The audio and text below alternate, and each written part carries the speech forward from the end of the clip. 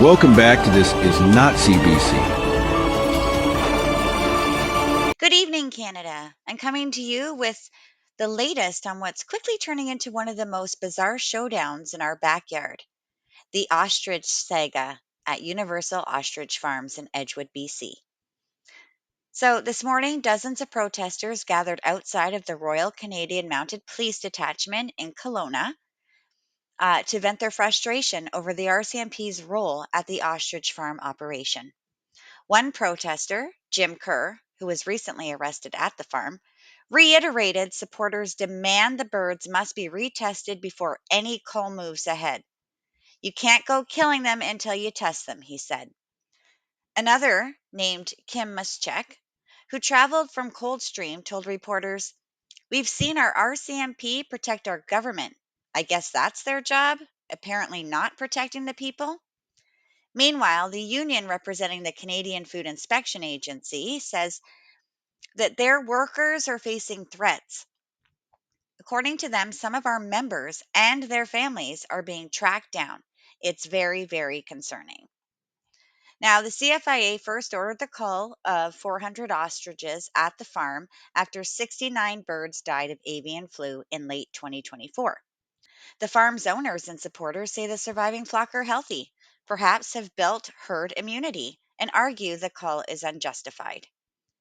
The Supreme Court of Canada issued an interim stay on the cull, meaning the birds remain alive for now.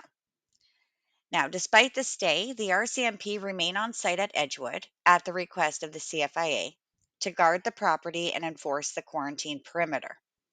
Supporters are upset the CFIA hasn't updated the public with a new count of how many ostriches remain. The farm claims there are fewer than the CFIA's earlier numbers.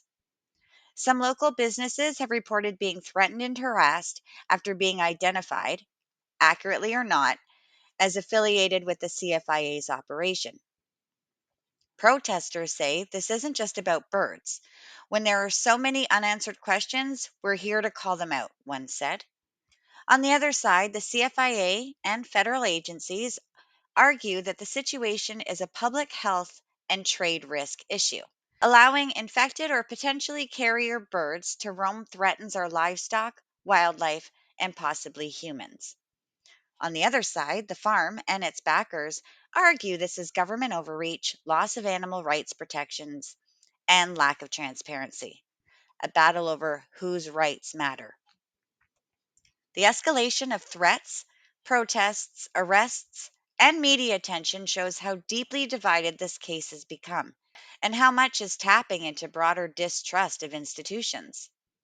So here's where we are: protesters outside RCMP detachments, supporters demanding testing before culling, federal regulators holding firm on disease policy, and the birds still alive, still under guard, still at the center of a fight that's now about far more than ostriches.